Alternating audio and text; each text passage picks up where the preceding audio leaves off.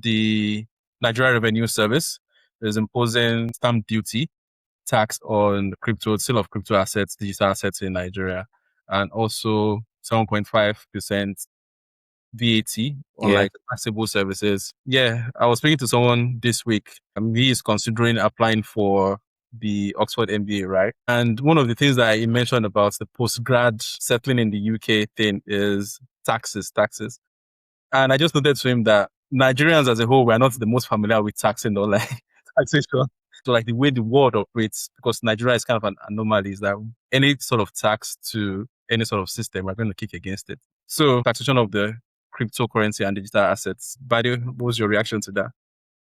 Yeah, I think it's like Mr. Sheyi said, Nigeria's journey has gone from banks shouldn't touch it or should ban accounts that have crypto transactions associated with them to now let's tax it. And my first reaction was, why is this the case now? And the backdrop is that Nigerians are one of the largest adopters of crypto in the world. I think top 20, one of the top 20 countries. And I think I saw a stat somewhere that between 2024, mid 2024 to the end of 2025, about $92 billion transactions were performed in Nigeria. And this was from Chainalysis. And it was like, wow, it's obvious that the big reason why this was started or is being implemented by the government is for revenue.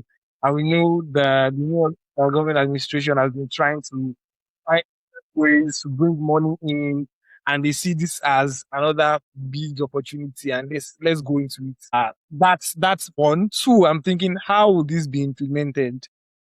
How will you get compliance? And I don't have the answers, but I know it's going to be very challenging for the government to implement and regulate this new tax. Yeah. What do you think about it? I think, like you said, where you landed, where they would likely face a significant challenge, I would say that the major challenge is recognition of this transaction. Just like we talk about in accounting, where you're defining where you want to recognize a transaction, right? The typical expectation is the government is going to place the burden on the platforms, wherein the same way when they want to charge VAT on transactions, is the bank that is responsible for making those deductions. That's the same way they would expect platforms to, effect those transactions.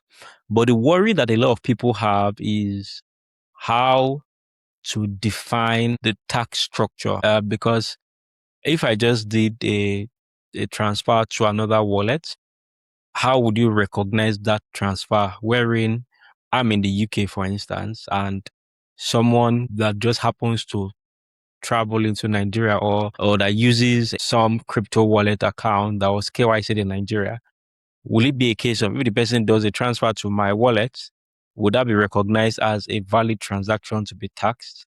Right. So I think that there's still a lot of work that would go into mapping out how the tax regime will be interpreted. It may be quite difficult. We still do not have any registered exchange.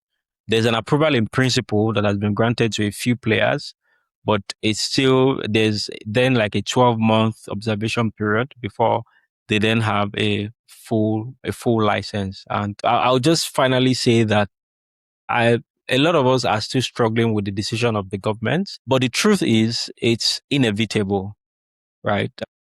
Transactions cannot go on under the radar without being identified, without being mapped, and without finally being taxed. Gone are the days when the government resisted anything that had to do with crypto. Now they're beginning to embrace. The only question I have is it a little too late? Mainly because a lot of players have moved away from retail trading. A lot of players are no longer in the B2C space. A lot of players are moving a lot more towards B2B. Although that in itself is a benefit to the government, because with B2B transactions, it's a lot more structured. There's clear visibility versus fractions of transactions that go on with B2C. But it's still out in the open for us to see how the structure evolves. I think it's going to be challenging for them. If people decide to have self-custody or just resort to informal P2P channels Yeah. for majority of the transactions they are doing, you are not going to find any of those transactions. Yeah, but even with informal P2P channels, it's about tracking the transactions on the blockchain, which is where the key challenge is, right? Because if we're all using decentralized wallets, then it becomes difficult to track. Because how do you track it? The only way you can track is if we're all using platforms that has access to our transaction history because it's centralized. So again, the jury is still out there. Implementation is going to be an interesting one to keep an eye on. Yeah.